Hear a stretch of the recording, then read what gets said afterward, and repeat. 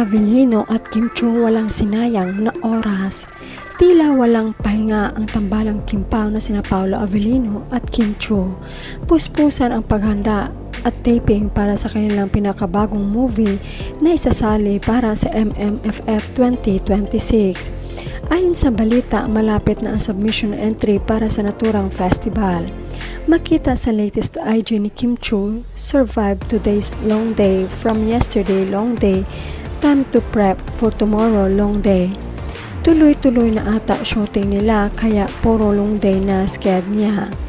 Heto ang say ng netizens, sim-sim kami ng Kim Pao long and busy day mula kahapon. At least na-survive rin. Ay shooting pala yan, ingat maulan pa yata dyan.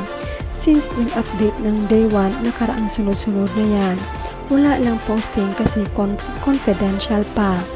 Busy na talaga ang dalawa sa shooting, 1 month pagtuloy-tuloy taping nila. Matatapos na yan, gaya nung shooting movie ni Pao at ni En na shoot sa Paris, 1 month lang pack up na. After pwede na sila mag-start din sa Cupino. Baka mahabol pang mailabas this year, baka hindi na makapag-showtime si Kemi. Malamang po shooting nga kasi pag naka-RV siya, naka-TV siya ng sasakyan para may time siyang umidlip. Gamit niya yung artist van na time na itim para makakapagpahinga siya. Stay safe always. Kim Pao and God bless you forever.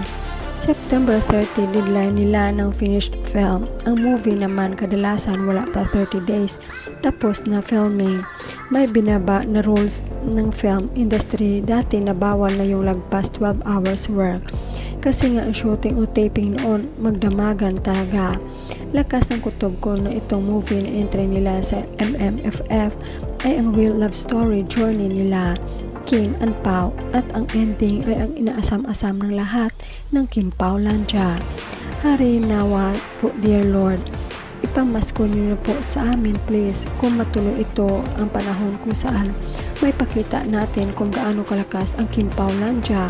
Magkaisa tayo, full support. First time mag-produce si Kim at Pao, ang saya. Magandang hakbang ginawa ni Pao sa Star Cinema. Marami humaharang dyan kasi gusto nila sila lang. Kahit anong in-demand ng Kim Pao, hindi may wasan, may kanya-kanya silang manok. Kaya mabuti magaling si Pao, ayaw niya ng parang namamalimos sila ng awa na sobra naman ang pasok nila ng pera.